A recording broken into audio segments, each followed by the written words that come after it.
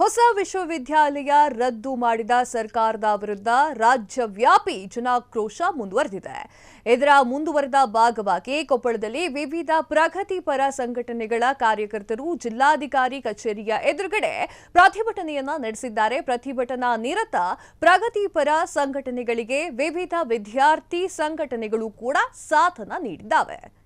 ಪ್ರತಿಭಟನೆಯಲ್ಲಿ ಪಾಲ್ಗೊಂಡ ಪ್ರತಿಭಟನಾ ಮುಖಂಡರು ಸರ್ಕಾರದ ವಿರುದ್ಧ ಧಿಕ್ಕಾರವನ್ನ ಕೂಗಿದ್ದಾರೆ. ವಿಶ್ವವಿದ್ಯಾಲಯವನ್ನ ಉಳಿಸಿ ಯಾವುದೇ ಕಾರಣಕ್ಕೂ ಹೊಸ ವಿಶ್ವವಿದ್ಯಾಲಯಗಳನ್ನ ರದ್ದು ಮಾಡಬಾರದು ಅಂತ ಹೇಳಿ ಜಿಲ್ಲಾಧಿಕಾರಿಗಳ ಮೂಲಕ ಸರ್ಕಾರಕ್ಕೆ ಮನವಿಯನ್ನ ಸಲ್ಲಿಕೆ ಮಾಡಲಾಯಿತು.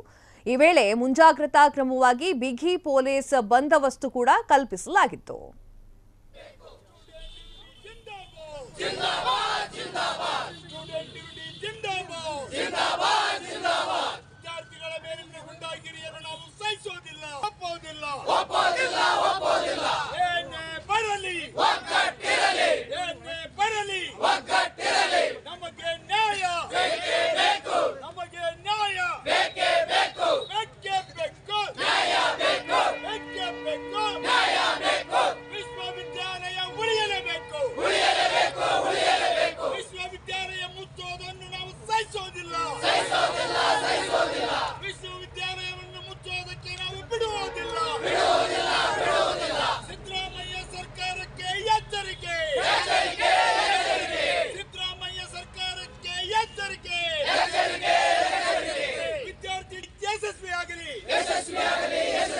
ವಿದ್ಯಾರ್ಥಿಗಳ ಐಕ್ಯತೆ ಚಿರಾಯುವಾಗಲಿ.